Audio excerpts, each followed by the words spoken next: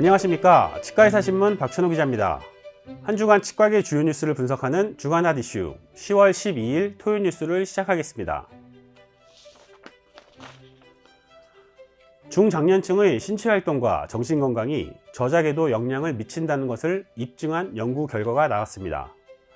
대한턱관절교합학회 구강회복 응용 과학회지 최근호에 배정희 교수 등이 발표한 장년층 성인의 신체활동과 정신건강이 저작 불편에 미치는 영향 연구에서 신체활동이 부족하거나 스트레스가 많은 경우 저작 불편에도 영향을 준다는 것을 밝혀냈는데요.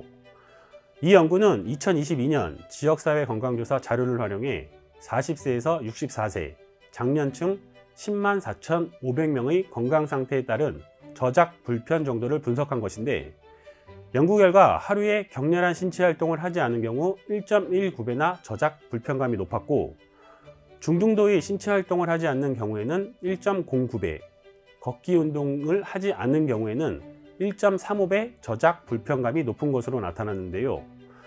하루 최소 10분 이상 걷기나 자전거 타기, 주 4일 이상 걷기와 근력 운동을 하는 이들에게 저작 불편감이 낮게 나타났습니다.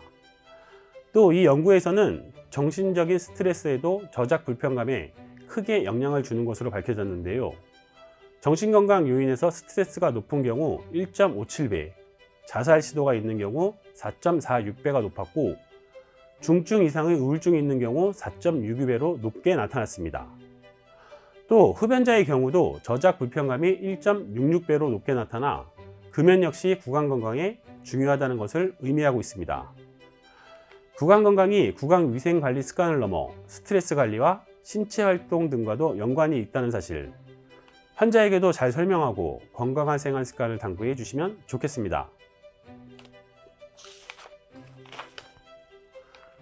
다음 소식입니다. 교정진료의 기본기를 익히는 연수의 장을 찾고 있던 분들 주목하시면 좋겠습니다. 사단법인 한국치과교정연구회 이른바 코리가 내일부터 1년 과정의 임상교정 연수회를 진행합니다. 10월 13일부터 내년 9월까지 진행되는 임상교정 연수회는 경북대학교 치과대학 성재현 명예교수가 코스 디렉터를 맡아 운영하는데요. 이 코스는 당초 2년 과정으로 서울과 부산 등 7개 지부에서 실시해오며 지금까지 97기 회원을 배출했는데요. 올해부터 교육 장소를 서울 본회로 통합하고 교육기간도 1년 과정으로 압축해 새롭게 단장한 커리큘럼으로 진행됩니다. 코리 측에 따르면 기존 커리큘럼에 포함된 성장 발육 이론, 혼합 치열계의 교정 치료, 스탠다드 엣지와이즈 올소돈틱스 등을 다루되 시간을 줄이고 디지털 교정과 절대 고정원의 활용, 투명 교정 등 코리 회원 대상의 계속 교육에서 다뤄지던 내용을 기본기 교육에 포함시켰습니다. 코리 관계자는 연수생들이 교육 기간 동안 좀 더 쉽고 빠르게 치과 교정학을 일반 치과 진료에 접목할 수 있도록 하고, 수료 후 포괄적인 치료가 가능한 역량을 가르치는 것을 목표로 한다고 이번 코스를 설명했습니다.